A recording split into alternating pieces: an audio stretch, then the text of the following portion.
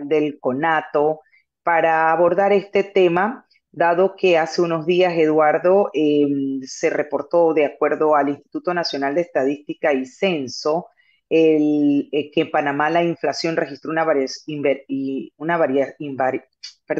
variación interanual del 1.3% a mayo del 2024 en comparación con el mes del 2023, según el índice de precios al consumidor. Este reporte, de acuerdo a lo que ha señalado, de que los grupos que más se vieron impactados o los que más se registraron, en los que más se registraron un aumento fueron el transporte con un 3.2%, bienes y servicios diversos con un 2.7%, vivienda, agua, electricidad y gas con 2.5%, restaurantes y hoteles con 2.4% y así sucesivamente. ¿Cuáles serían, desde el punto de vista de Eduardo Gil, estos retos para mejorar precisamente la calidad de vida, el empleo y la canasta básica de los trabajadores? Bienvenido, Eduardo. Buenas tardes, Edna. Saludos a todos y todas los que escuchan este importante programa. Gracias una vez más pues, por esta posibilidad de compartir nuestra visión respecto a estos problemas. Creo que el enfoque también que se plantea, la dimensión de observar no solamente la inflación o el aumento del índice de precios al consumidor, sino que también agregar el aspecto de la empleabilidad es adecuado porque estamos hablando de una política económica, una proyección general de cómo mejorar la dinámica económica, no solamente basado en el indicador del crecimiento, que es lo que suelen mirar los economistas en la política gubernamental, sino que también incorporar los otros factores que se viven a diario en el panameño de a pie, como se dice, el panameño y panameña de a pie. En ese sentido, es importante señalar que el deterioro en el poder adquisitivo de los trabajadores ha sido constante prácticamente desde el 2015 en adelante. Y esto basándonos particularmente en lo que ha sido el ajuste del salario mínimo que se está realizando prácticamente cada 2 años, pero que en los últimos 4 años, prácticamente en esta gestión de gobierno, no se dieron tales ajustes, se dieron ajustes muy mínimos. Eso merma la capacidad de consumo de la población y tiene además una repercusión negativa sobre la actividad económica en términos generales, generando también una implicación sobre el empleo. Entonces, cuando estamos hablando de generar condiciones de empleabilidad, mejorar la calidad de vida, hay que dimensionarlo también en qué políticas económicas estamos haciendo para redistribuir la riqueza. Si la política económica no está funcionando en el proceso redistributivo, y se concentra más bien hacia la concentración, valga la redundancia, de la riqueza, obviamente que esto va generando una serie de problemas sociales adicionales y un malestar social acumulado como el que se expresó en el año 2022, cuando la población no resistió más el aumento en el precio de los alimentos, de los medicamentos y de otros servicios. Entonces es importante que este reto sea prioritario para el nuevo gobierno en el sentido no solamente de generar condiciones para el funcionamiento óptimo de la economía, sino también para redistribuir las ganancias de manera tal de que no se produzca esta concentración de riqueza, sino que sea distribuido el producto del trabajo en toda la población con todos sus beneficios sociales. Entonces, en ese sentido, la política va a jugar un rol importante en este nuevo periodo, en el sentido de que se pueda recuperar esa dinámica que se traía en los años 2013, 2011, 2013, en donde los ajustes salariales permitieron a la población tener un mayor poder adquisitivo y lógicamente logró contener el malestar social, y no así en este último periodo, en donde ha sido exactamente lo contrario. Se ha reducido el poder adquisitivo de los trabajadores, se ha repercutido negativamente en el empleo y obvio ha generado una reacción social negativa en ese sentido. Eduardo, pero cuando se hacen los ajustes salariales, asimismo suben los precios de las cosas. Entonces, hacen los ajustes, si se llegara al punto y a lo que ustedes siempre han señalado es lo justo, queda uno igual, porque los precios de todo suben. Entonces, Es que allí es donde nosotros hemos planteado medidas integrales. Las medidas integrales tienen que ver con no solamente hacer un ajuste porcentual del salario mínimo, hay que hacer además algunos correctivos en la misma estructura de los salarios, hay que hacer un aumento general de salario porque hay una gran cantidad de trabajadores que no reciben aumento por el salario mínimo, pero que ven repercutido entonces el impacto sobre los precios. Y por otro lado, hay que establecer una política efectiva de regulación de los precios. Nosotros estamos claros de que el control de precio no es la medida más efectiva o no está rindiendo los resultados que se esperan en la medida que mientras que un precio de un producto particular se controla, por otro lado se especula demasiado con los otros. Entonces hay que establecer es una política general de regulación de los precios que le permita al productor obtener una ganancia justa por su inversión en la producción, que se le permita también a quien participa en la parte de la distribución de los productos, en la parte de la comercialización, también obtener una ganancia justa, pero que al mismo tiempo al consumidor final no se le extorsione con precios elevadísimos que merman justamente lo que se pueda ganar en materia salarial o de otros ingresos, sino que se trata de una dinámica económica más bien regularizada que permita un trato justo para el productor, para el distribuidor y para el consumidor final, y que no se especule con un mercado controlado de manera tal que por algún lado los productores no reciben un tratamiento justo al momento de vender sus productos, mientras que los consumidores no reciben un precio justo al momento de comprar. Y hay una parte en el medio, en la distribución de los productos, en donde se suele concentrar la mayor especulación. Entonces, eso se trata del proceso de regulación de precios, de establecer un trato justo para cada uno de los actores que funcionan dentro de una dinámica económica, desde la producción hasta el consumidor final.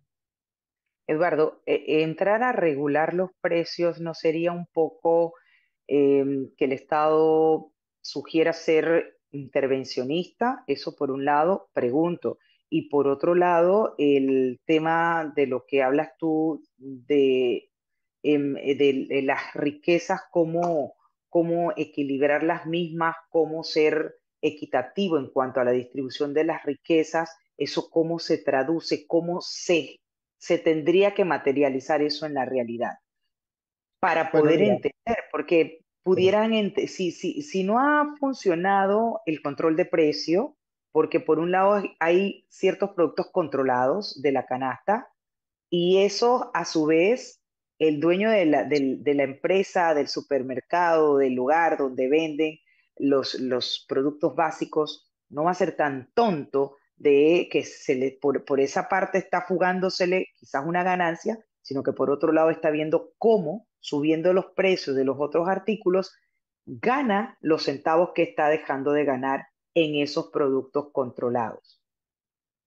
sí, es que efectivamente por eso el control de precios no funciona, no da los resultados que se esperan. De pronto eliminarlo tampoco es la medida más adecuada, pero sí buscar la manera de que funcione de mejor manera. El Estado, de una u otra manera, eh, en esta economía, digamos, esta economía nuestra, que no es una economía de competencia perfecta, dicho sea de paso, tal teoría ya está totalmente superada porque no existe el mercado equilibrado y menos en economías pequeñas como la nuestra. Obviamente que va a tener que haber una intervención del Estado. Lo que se espera es cómo se hace de manera tal de que permita un trato justo en cada uno de los interventores dentro de esa economía.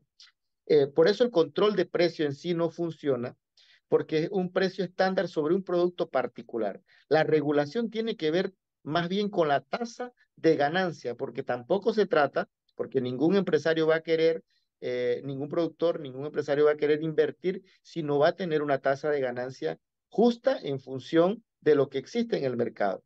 Se trata más bien de dar un seguimiento y una fiscalización en dónde están los márgenes justos de ganancia. Y eso está en la economía, en los términos económicos, calculado cuántos son las tasas económicas de ganancia que, digamos, podrían ser catalogadas como justas, pero también están, y es un debate que habrá que establecer dónde está ese nivel de equilibrio, pero también está, por otro lado, algo que sí es claramente identificable, que son las tasas de ganancias abusivas, sobre todo que se dan cuando hay un mercado controlado, hay un mercado monopólico o oligopólico, en donde alguien con el poder de controlar el mercado, como ocurre en nuestra pequeña economía, entonces impone precios con márgenes de ganancia de 300, 400%. Eso es una cosa que no se puede dejar a un supuesto libre mercado que no está funcionando tampoco, porque es que aquí tampoco funciona el libre mercado. Se habla mucho en contra de la regulación, pero en realidad lo que tampoco funciona aquí es el supuesto libre mercado donde el mercado mismo se equilibra. Eso no existe. En una economía como la nuestra, donde proliferan monopolios y oligopolios, obviamente que hay quien tiene mayor incidencia en el control de los precios. Y un ejemplo claro es, por ejemplo, el caso de los medicamentos, donde un pequeño grupo de empresas importadoras controlan el mercado y se ven los casos en donde hay precios 300, 400, hasta 700% más altos que los que existen en países vecinos como Colombia y Costa Rica. Eso es lógicamente una tasa de ganancia abusiva y es sobre esos aspectos sobre los que había que reglamentar. Sobre la distribución de la riqueza, mira, hay varias políticas redistributivas. Una de ellas es los salarios, como ya hemos planteado, tanto el salario mínimo como los aumentos generales de salario. También la proliferación de convenios colectivos por empresa. Yo soy muy defensor de eso, de por empresa o por sectores, porque es en el sector y en la empresa donde los trabajadores y el empresario conocen la realidad de la empresa y saben cuáles son los márgenes de negociación que pueden tener en materia salarial. Pero además está el tema de la fiscalidad. Hay que establecer un sistema fiscal progresivo en donde el que más gana, más aporte y no al revés, porque en nuestro país los que más aportamos somos los trabajadores. Al momento de ver las cuentas nacionales, resulta que el impuesto sobre el salario y el impuesto sobre el consumo superan el impuesto sobre la renta de las empresas jurídicas o de las personas jurídicas.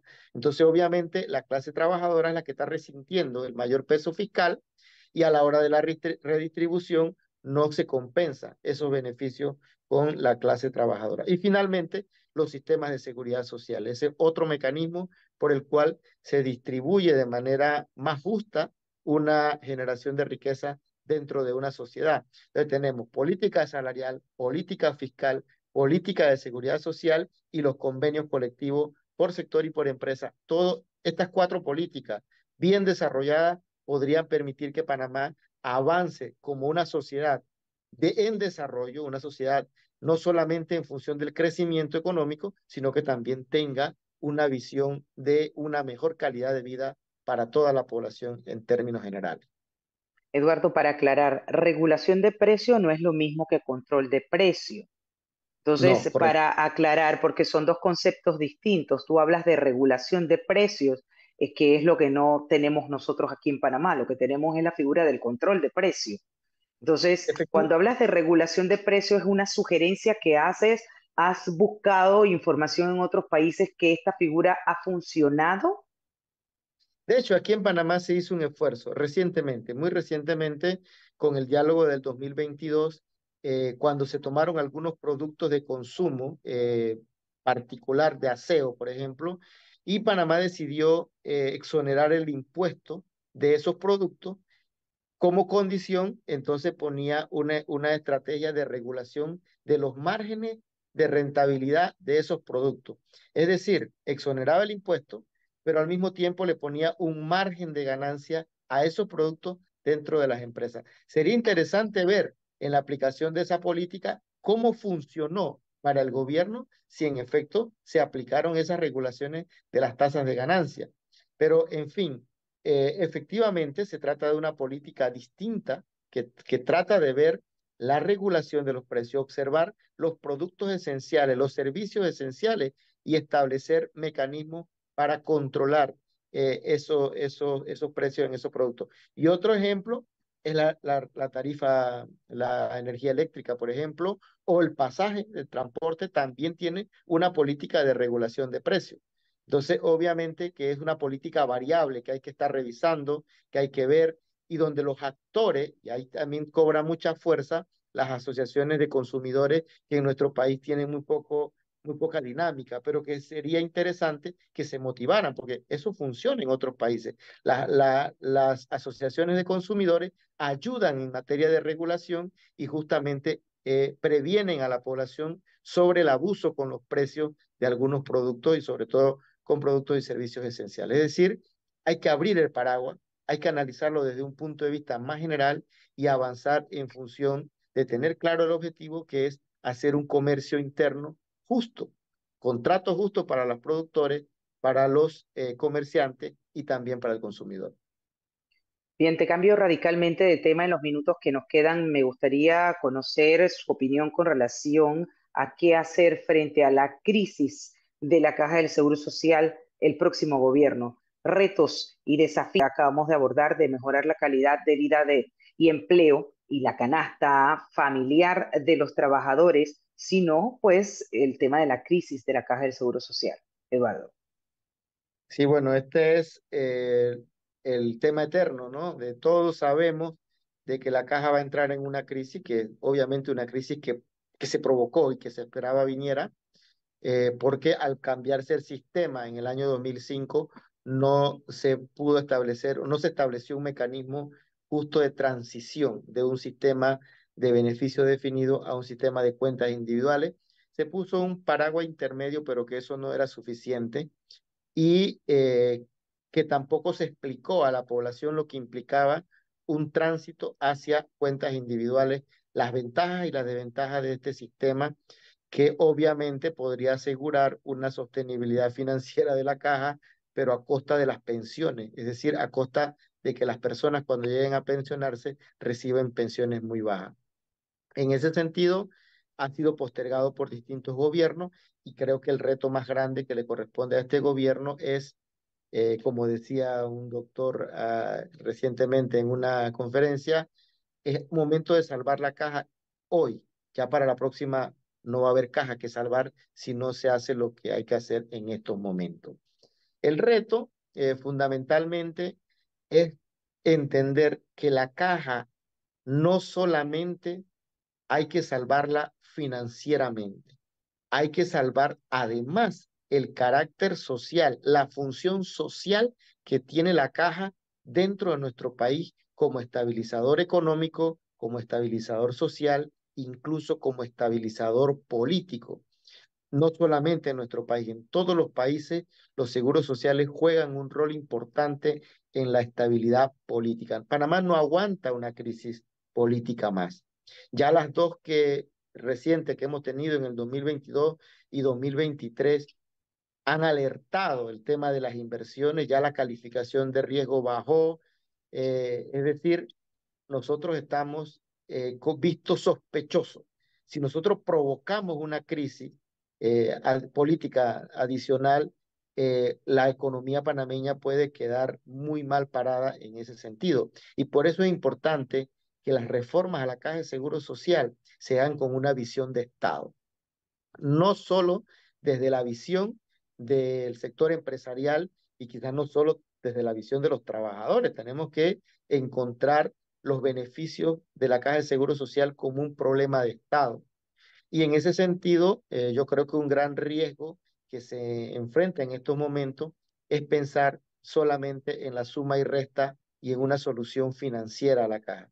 No se trata de una solución financiera solamente, se trata también de cómo garantizar que al final las personas que se pensionen tengan una pensión digna y justa, porque si no se contempla eso, nosotros lo que estamos es postergando un problema que puede colapsar a nuestro país en el futuro, tanto mediato como inmediato.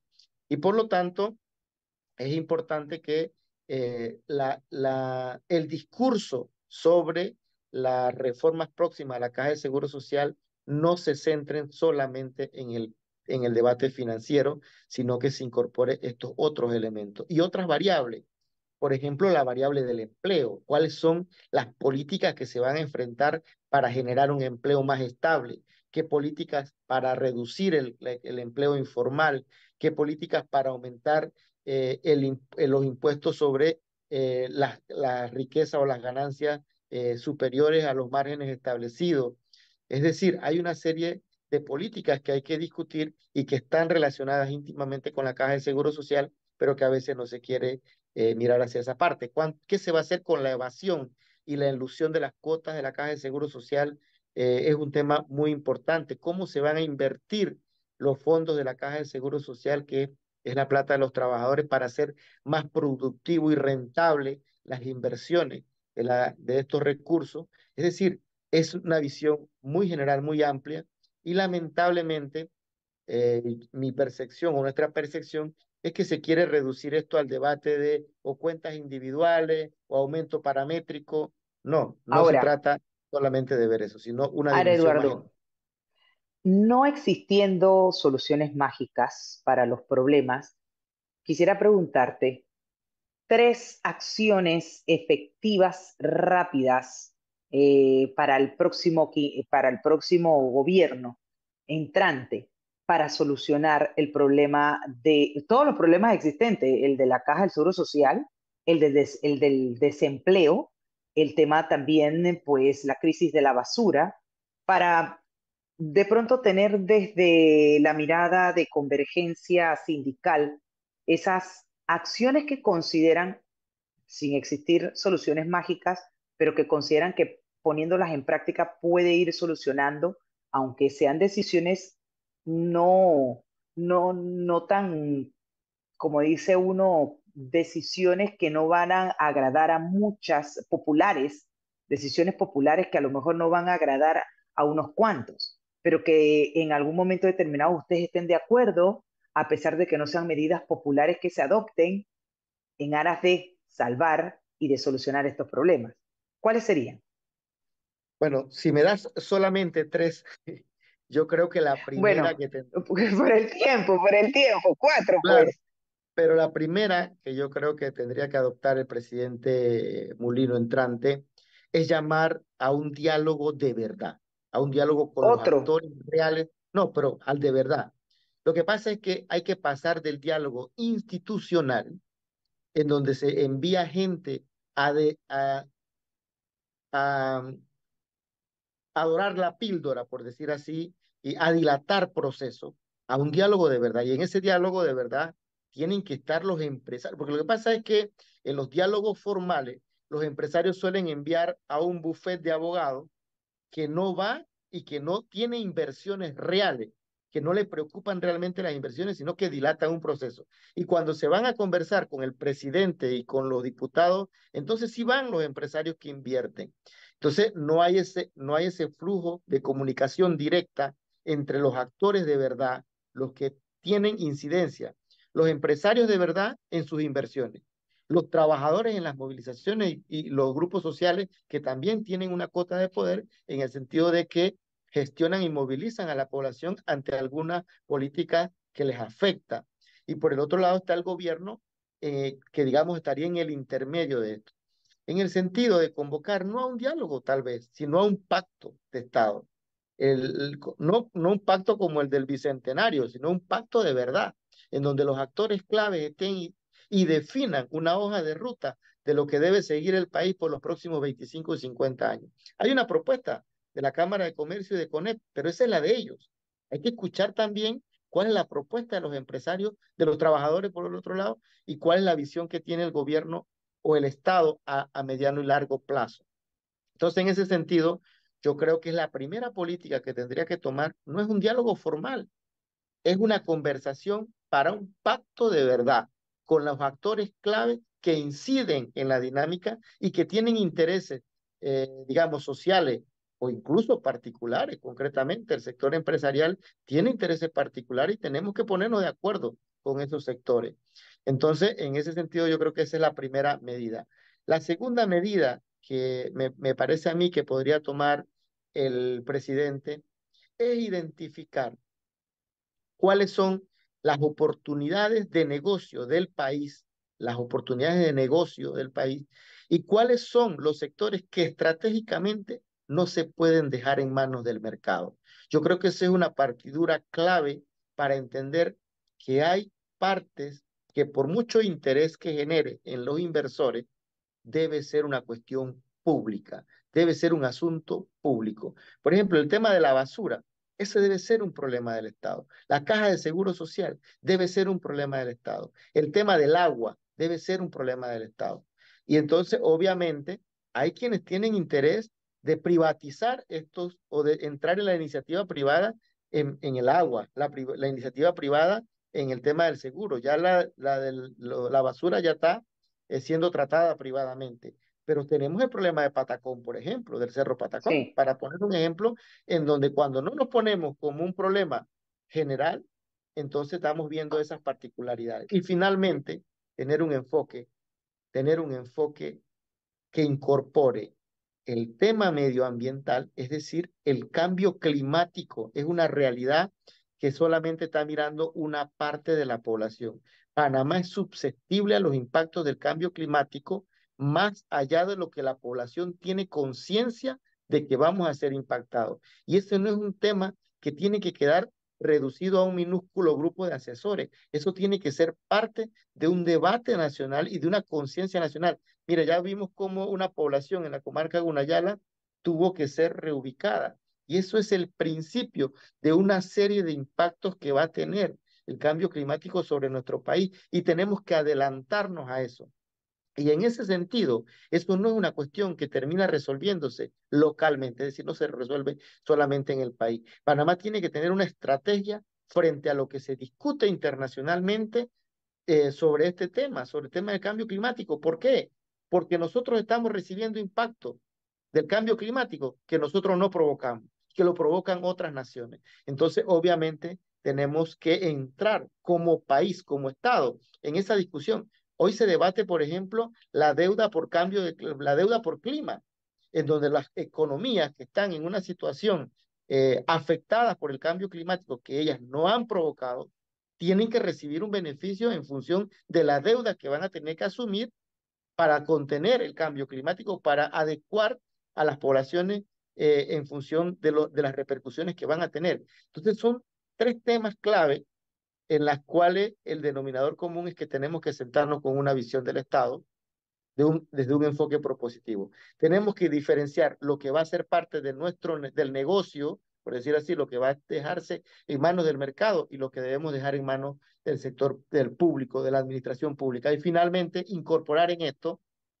el tema del cambio climático y las repercusiones sobre la población y sobre nuestra economía de estos impactos globales. Entonces yo creo que si empezamos con estos temas, podemos tener la posibilidad en este gobierno de enfocarnos a un proyecto de país. Seguiremos teniendo contradicciones en otras cosas, sí. pero si tuviéramos mínimamente un perfil general, podemos avanzar como país. Bien. Quiero agradecerle a Eduardo Gil, secretario general de Convergencia Sindical del CONATO, por acompañarnos en esta oportunidad y darnos su punto de vista y su perspectiva con relación a los retos que va a enfrentar el próximo gobierno para mejorar la calidad de vida, el empleo y canasta básica de los trabajadores, así como lo que deben hacer para enfrentar esa crisis de la Caja del Seguro Social. Muchísimas gracias, Eduardo. Bienvenido siempre. Buena tarde. Gracias, Aina. Saludos. Buenas tardes.